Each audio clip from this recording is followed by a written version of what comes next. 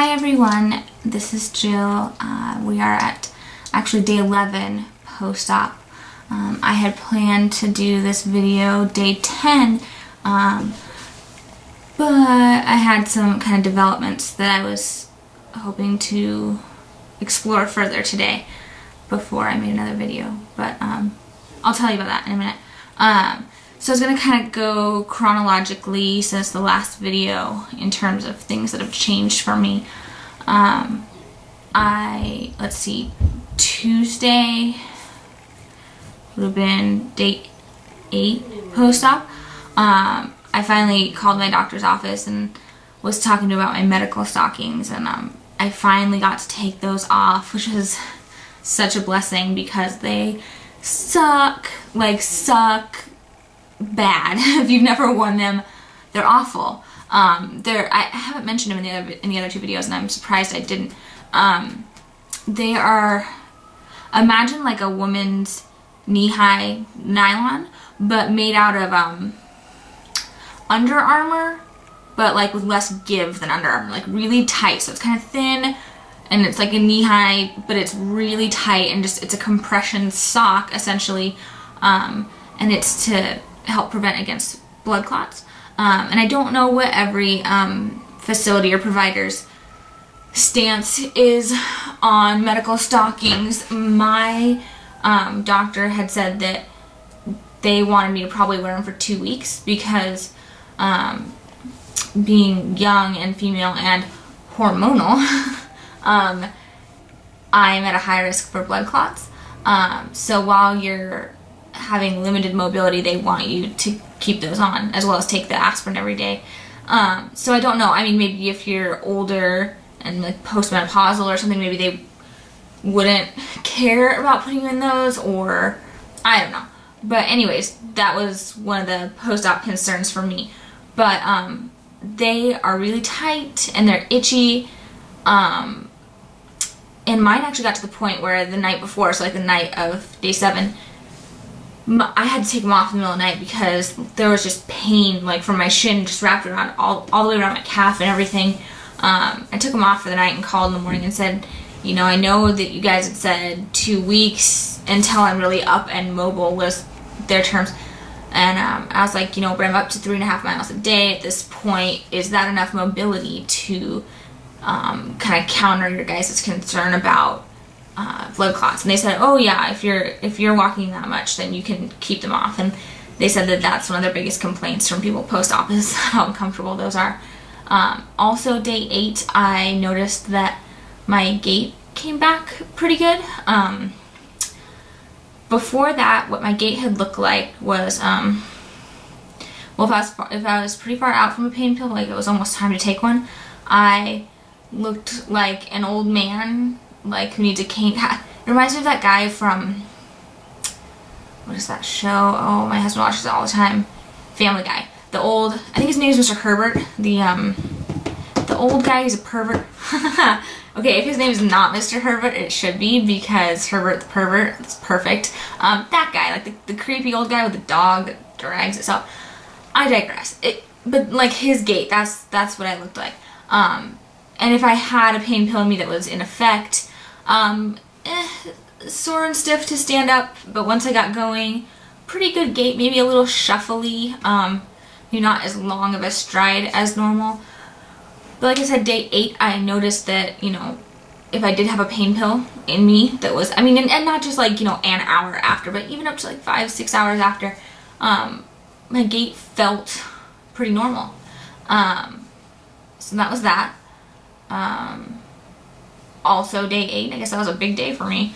I drove for the first time since surgery, which was something I was a little bit concerned about because getting in and out of the car had been pretty uncomfortable up to that point.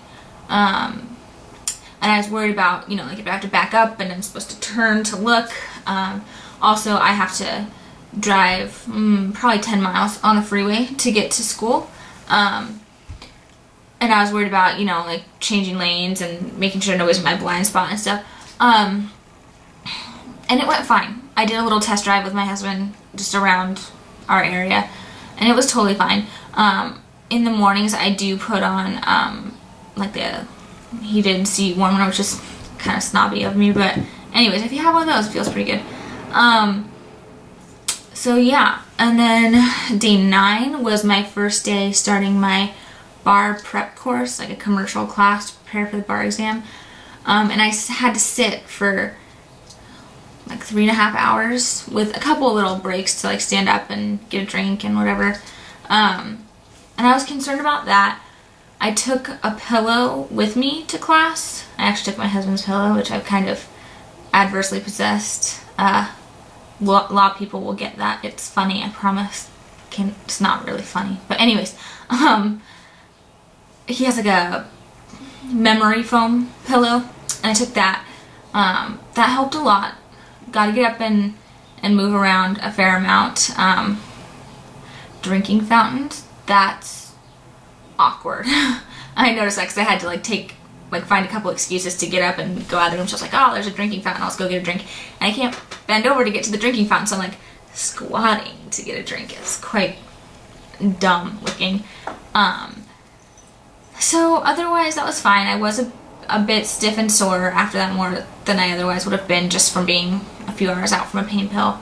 God, I feel like I talk about pain pills a lot, but it has a lot to do with how you feel for the first few weeks, so it's important. What else? Keeping up on my walking. Oh yeah, so yesterday was day 10, and I was gonna make this video, and this is what I was talking about earlier.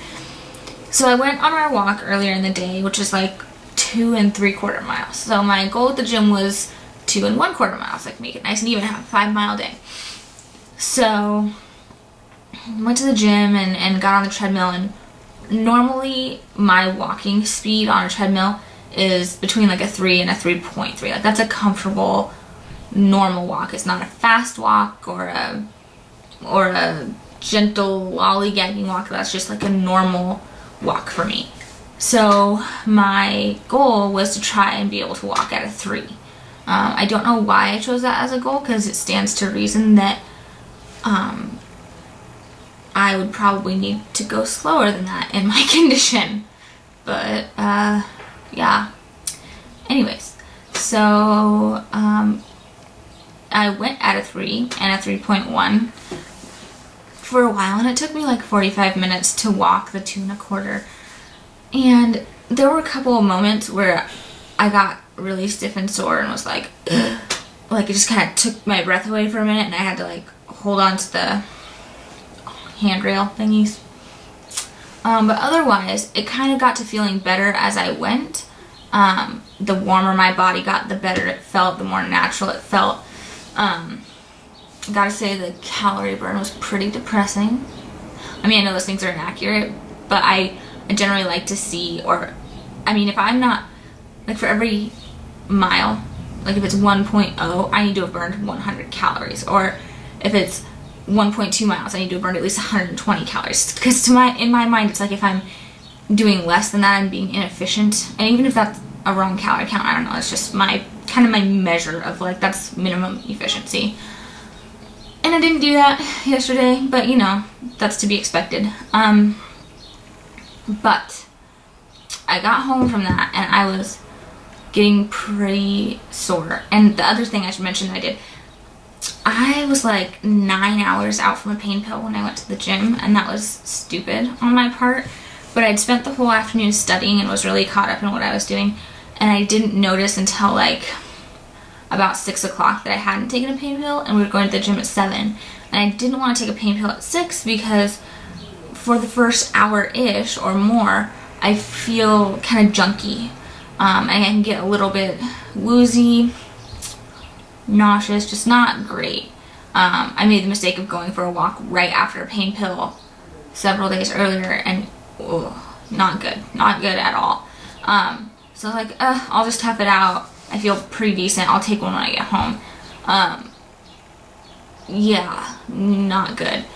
Got in the shower, took a hot shower, got out and laid down on a couch in my bathrobe, and when I went to get up like 10 minutes later, I couldn't get off the couch by myself.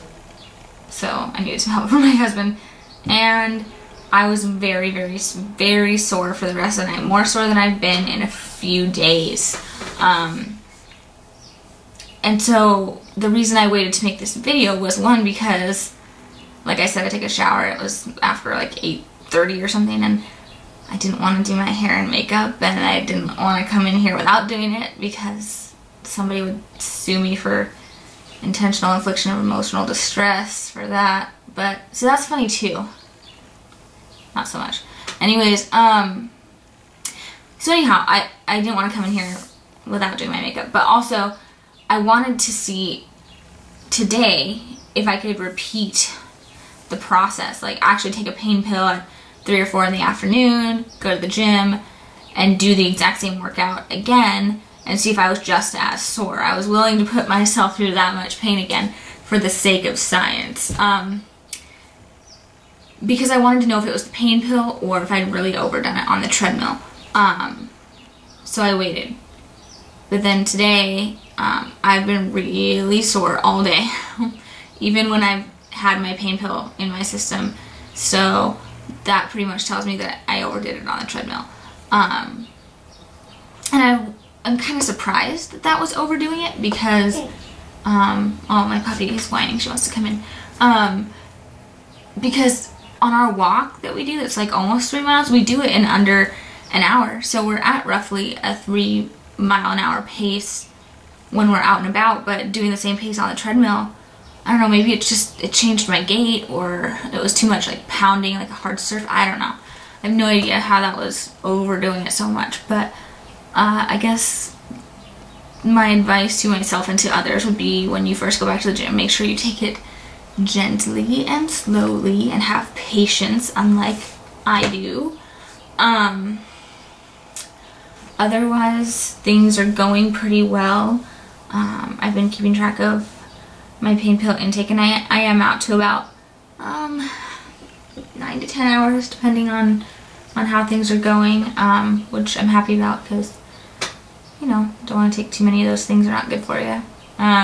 Overall, I have a post-op appointment coming up in a couple weeks, and I'm gonna get a prescription for physical therapy. I'm hoping that I go at least twice a week, or probably twice a week. So yeah, that's the gist of the update. I think I'll probably make another one of these day 20, day 30, so I'll be at 1 month, 2, 4, 6 months, and a year. I know that sounds like a lot of videos about one stinking surgery, and it is. And maybe that's egotistical, but I don't think so, because like, it makes me really uncomfortable to know that I have like videos of myself on the internet. But the recovery process is long and slow going at times, and I really want to give people who might identify with me more than maybe like I've talked about before, the really uber fit people out there. I want to give those people an opportunity to see just how I'm doing X amount of time out, in case you're trying to plan, you know, when to go back to work, when you think you might be able to go back to the gym, you know, just kind of how you can order your life around this surgery and recovery. So that's the general idea. If you guys have any questions, any comments, or if you want to just tell me your jokes aren't funny, you could write that, or don't write that. That's not very nice. Be nice. So yeah, anyways, just post something if you have questions, and I'll get back to you. Otherwise, I will be seeing you guys again on day 20. Have a beautiful Memorial Day weekend, and enjoy the sunshine if you have it, because I don't. Alright, well, I'll see you guys in a few days.